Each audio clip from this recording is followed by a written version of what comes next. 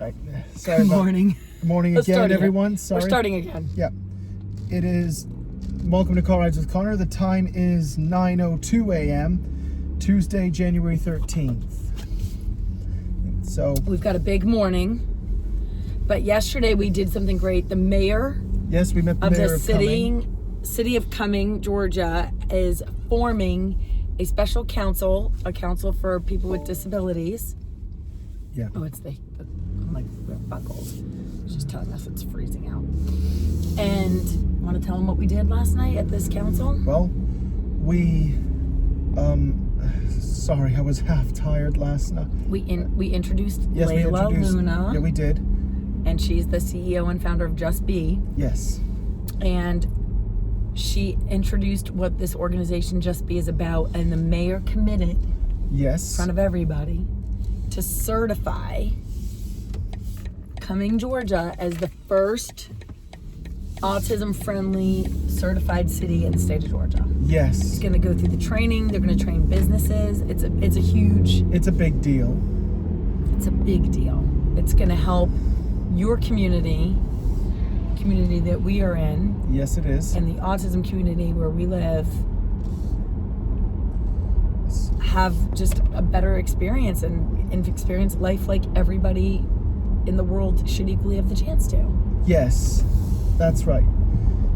But this morning, this morning, we're on our way to the Capitol in Atlanta to meet some important politicians. Senators and judges, lawmakers in Georgia. Yes. The Georgia lawmakers. The lawmakers of the fine city of Atlanta. In the state of Georgia. The state lawmakers. Then eventually I'll be going back there to do a speech. All the important and all the big names in Georgia will no doubt be there on that day. But here's the thing, we're trying to introduce a bill called Rio's Law. Yes. And that's about the license plate. Yeah, right? Mom, I saw the Schoolhouse Rock song, I heard the Schoolhouse Rock song, I'm Just a Bill. How does it go? I'm just a bill. Yes, yeah. And I'm sitting here on Capitol Hill. Yep. And then it does this whiny part. And I forget all the words. Yeah.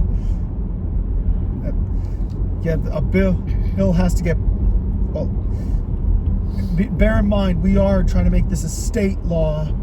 Making it a federal law, a nationwide law, that would require a much longer conversation. It would have to go all the way up to Washington. And for those of you who don't know, even if the entire Senate or House of Congress agrees yes, the president would still have the right to say no. And for those of you who don't know, that's called a veto. Yep, that was part of the song. Yep. But basically, we're working only in Georgia right now. We're just trying to get this passed and get Governor Kemp to sign it. Yes, one step at a time. One step at a time. But what we're going to do today is just meet a few of the legislators. We've got attorneys who are helping represent you and Layla, and we're doing this advocacy thing. How do you feel about that? What was your first reaction when we talked about helping with this movement? How did you feel? I often used to say I never get involved in politics, but this is more advocacy. Yeah, this is advocacy. Obviously, you got to deal with politicians. Yes. I mean, you're not doing anything polarizing or crazy. We're just trying to help make. And I'm certainly not trying to start a revolution or anything. You could be, but in a good, helpful advocacy way. Like the Industrial Revolution. I don't know much about that. Well, in the 1860s, the British Empire was at the height of its power. The 1860s, that late? No. In 1776, we became free from Britain, didn't we? Come on, I at least know that shit. Mom, the U.S. wasn't part of the British Empire. Well, it was until 1776. But In those days, the British still owned a third of the entire world. Oh, okay. They owned Canada, India, Australia, South Africa, the Kingdom of Java. Why do I argue with you? Why do I think I'm going to one-up you? I never will. But I never will. Britain, like America, while America was and still is an independent country during the Industrial Revolution, they shared one thing in common with England. Both nations were made strong and powerful. Well, let me put it to you this way. The swords of both nations' strength and power were heated and tempered by the fires of industry. I love how you talk. Keep going. Building steel mills, factories, these textile plants, and hang on. Sorry, stimmed there. You're okay. Just breathe through it. Just breathe through it and keep your. Because when you don't, just breathe through it and talk. All right. And what's better, the whaling industry, was finally grinding to a halt because. Oh, is that where they killed the whales? For their blubber, because you couldn't make oil without whale blubber during that time. But something buried deep beneath the ground actually saved the lives of those whales. Oil. Oh, is that when oil was discovered? Well, in the mid 1800s was when we discovered oil. And that required. I hope you're right, because there's then some wealthy landowners, once they discovered oil on their land, they started drilling. What did they say? Liquid gold. Oil has many names: black gold, Texas tea, car sauce. I've never heard car sauce. Where did you hear that one? Big Time Rush, when they found oil underneath the Palmwoods Hotel. God. All right. If you strike oil and you find it first, technically, if the oil's on your land and you find it first, it's yours. That's how Jed Clampett from the Beverly Hillbillies went from a poor mountain man to a wealthy millionaire. Wait, what's that song beginning? I love that one. Well, listen to my story about a man named Jed, a poor mountaineer, barely kept his family fed. Then one day he was shooting at some food, and up through the ground came bubbling crude oil, that is black gold, Texas tea. Well, the first thing you know, old Jed's a millionaire. The kinsfolk said, "Jed, move away from there." They said, "California is the place you ought to be." So he loaded up the truck and his whole family, and they all set out and moved to Beverly Hills. That is. Swimming pools, movie stars. I think that's how the song goes. Do you watch that show? Well, I've seen bits of it. I mean, that's pretty damn good for not really. I've never seen you in front of that show. I once dug a big hole in our backyard hoping I'd find gold. Shut up! You never told me that. Shut up! Did you really? What? Long ago. Why do you think I always went into the backyard with a shovel? Oh my gosh! I didn't know what you were doing. You were trying to find why? Well, I knew if you found gold, that's instant wealth beyond imagination. But honestly, if I'd struck oil... Connor, that's so freaking cute. Yeah. Were you going to help our family with your gold find? Yep, and we would never have to worry about money ever again. Oh. Is it when I was a single mom? Yeah. Was it? Oh my God, you're breaking my heart. But I never did find any. You know what? You're gold. I found gold when I got you. Dude, this guy needs to chill. Calm down, bro. If I struck oil, well, there's a high since our country's in such high demand for oil, problem is, oil is a fossil fuel and takes millions of years to form, and it comes from the remains of dead organisms. Well, oh gosh, don't move. Morning driving is going to be dicey. Yeah. Anyway, back to Mom. You watch Landman? Yeah, I do actually. Yeah. It's not as good this. Do you watch it? No. You pop in and look over our shoulder when we're watching it, just because there's sexy women in it. Actually, yeah, I'm more fascinated with how all these people make their money. Anyway, I don't think it's as good this season as it was last season. I just, the wife's character's wearing me out. Yeah. It's like, okay, you've done it. They're not evolving her. Do you care about this? Yeah, well. It's like me when I'm bored to shit when you're talking about your stuff. No, it's not. It's like, no, I understand. Anyway, we went on some wily rabbit hole this morning. Oh, wait, I think there's a new Yellowstone show coming. It's about, I think it's called Marshals. Oh, really? Is that right? It's basically a law show that takes place in Yellowstone. Okay. I do enjoy a good Western. I love a Western. Yep.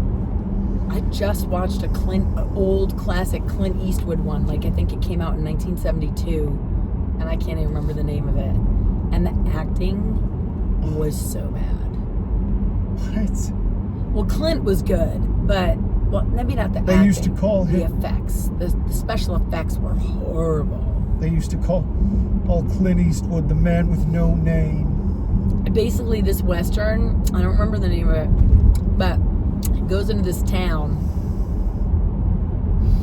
I think that the whole punchline of this movie is, you're probably never going to watch it, is like, he's the sheriff, or that they murdered. These townspeople murdered.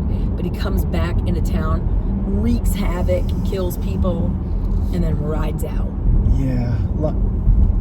And it's like, yeah, I feel like, who was that guy? Yeah, I feel like the Westerns in the 50s weren't entirely the Westerns in the 40s and 50s weren't completely accurate. This one was from the 70s. It was like the year I was born, like 1972 or something. Yeah, I feel like Westerns from the 70s to the 90s were more accurate, historically speaking. I mean, why do you think they took so much liberty in the 40s and 50s? I don't know. That was the golden age of television. We've already done this. I think you picked the 80s. If you could pick any decade to really grow up in, where you know what's going on, what one would you pick? I'm torn between the 80s and the 90s. Really? Well, having done both, I would pick the 80s. I would definitely pick the 80s. Yep. Say, Pilgrim, that locksome parted my hair. If you want to play rough, I can sure oblige you. Who's that? John Wayne. The Duke. My favorite movie with him is not even a Western. I wonder if you've ever seen it. Is it The Green Beret? Nope. I gotta think about what it's called. Did it have... Oh, shit. Was it the...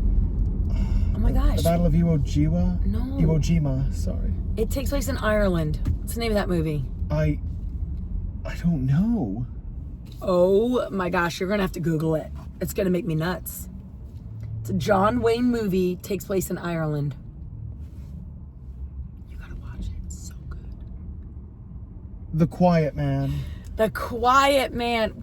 That actually scares me that I didn't remember that. Have you ever seen The Quiet Man? Can't say that I have. Can we watch it together? You'll love it. All right. It's like worlds colliding for you. It's like John Wayne and Ireland. It's like part of the UK, isn't that? Yeah. Did you know, in the original video release of Gremlins 2, it cut to a scene where John Wayne fought a trio of gremlins who were rustling his cattle. And he was all, rustlers, hold it. One of the gremlins said, Duke. And then John Wayne said, Get the hell off my spread now. My spread. And then the three of them shook their heads. Wait a minute. That's kind of weird. How did John Wayne see the gremlins? I don't know. Maybe it's just some different footage. And the four of them got into a shootout. John Wayne, he was all, I warned them. First of all, other people drove my car this weekend, like Jack and my stepson Hunter. And like it annoys me. Nothing feels right in here. My mirrors don't feel right. Yeah.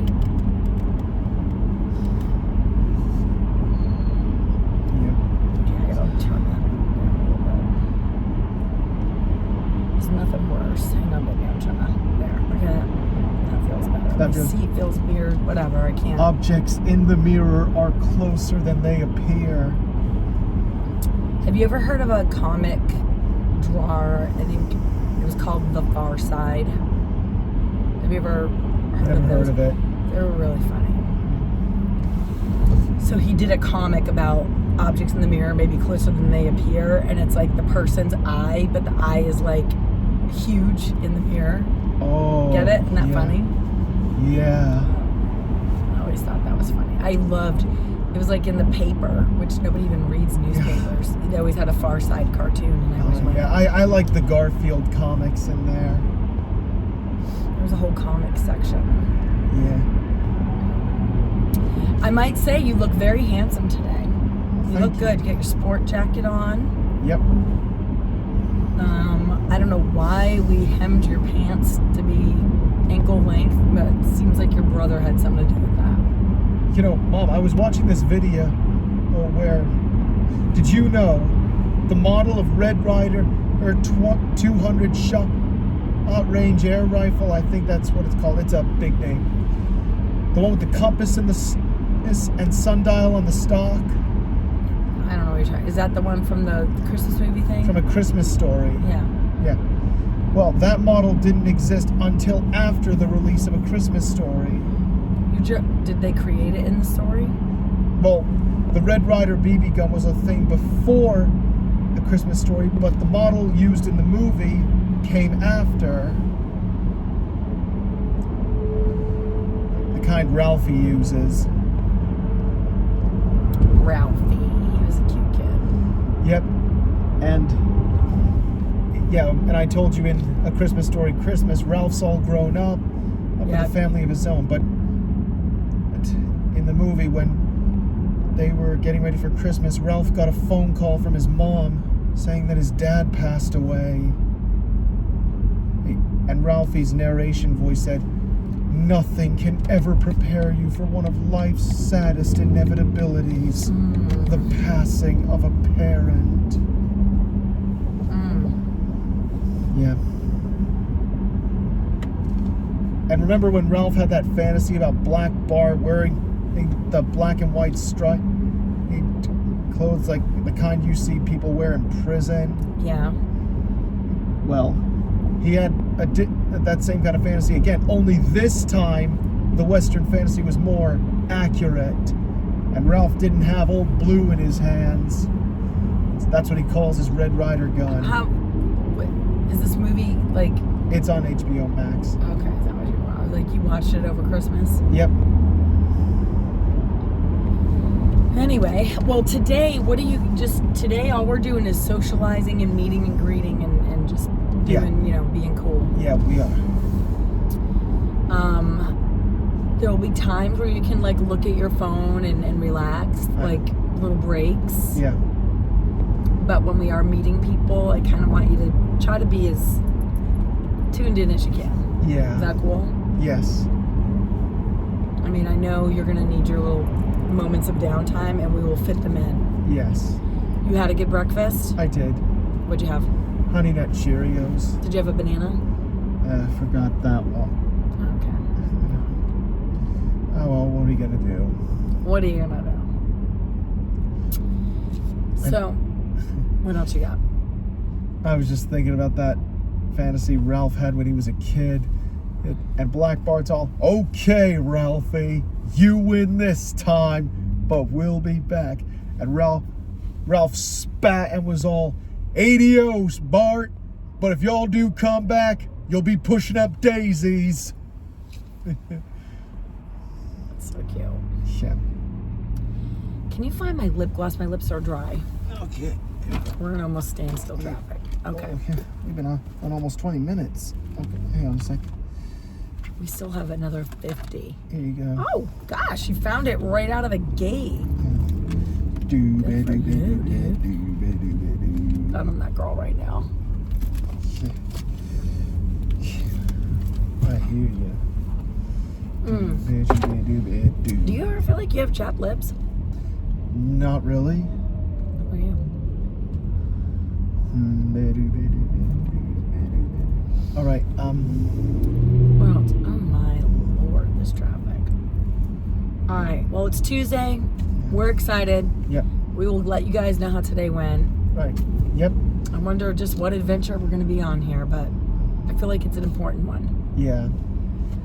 I'm proud of you, man. Thanks, Not a man. lot of people would take time out of their day and life to go and do this stuff, and you're a stud. There are many ways to skin a cat. It's a metaphor. Yeah. I don't know. I never met her for. Get it? Met her before? I get it.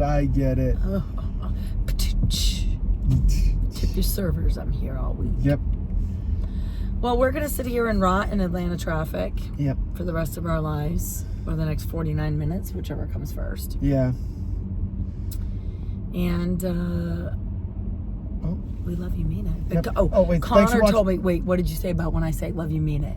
I'll leave that part to you, as I find it a little tacky. Anyway, thanks for watching, guys. Be sure to leave a like, hit the subscribe button, and stay classy, planet Earth. And I love you, mean it. Bye. Bye.